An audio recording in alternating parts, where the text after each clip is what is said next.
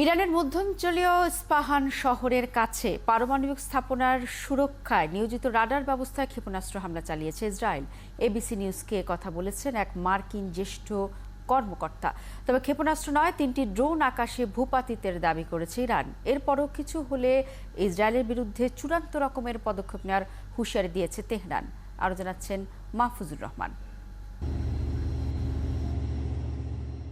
ইরানের মধ্যাঞ্চলীয় ইস্পাহান শহরে হামলা নিয়ে ধোঁয়াশা এখনো কাটছে না, কারণ কোনো পক্ষই সুনির্দিষ্টভাবে কিছু বলছে না। তবে যুক্তরাষ্ট্র বলছে ইস্পাহান শহরের কাছে একটি পারমাণবিক স্থাপনার সুরক্ষায় নিয়োজিত রাডার ব্যবস্থা লক্ষ্য করে ইসরায়েল ক্ষেপণাস্ত্র হামলা চালিয়েছে। এই রাডার নাতিঞ্জ পারমাণবিক স্থাপনার নিরাপত্তায় নিয়োজিত।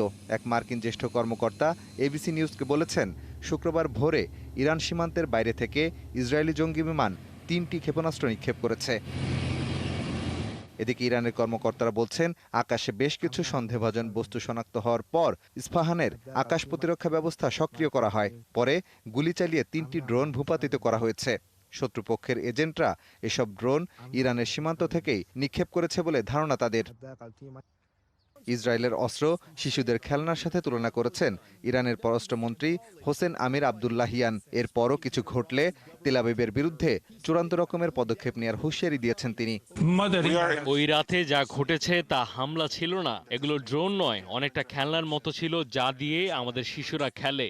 আমরা উত্তেজনা বাড়াতে চাই না, তবে ইসরায়েল আরেকবার দুঃসাহসিকতা দেখালে এবং ইরানের স্বার্থের বিরুদ্ধে কাজ করলে আমাদের পরবর্তী সাড়া হবে তাৎক্ষণিক ও সর্বোচ্চ পর্যায়ের।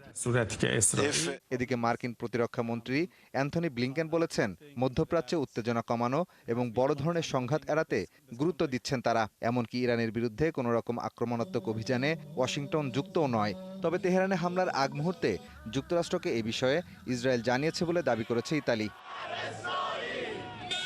এদিকে ইরাকে ইরানপন্থী প্যারামিলিশিয়া বাহিনীর একটি ঘাঁটিতে বিমান হামলায় নিহত হয়েছেন একজন। তবে কারা এই বিমান হামলা চালিয়েছে তা জানা যায়নি। এমনকি যুক্তরাষ্ট্র এই হামলার দায় অস্বীকার করেছে। মাহফুজুর রহমান, ৭১।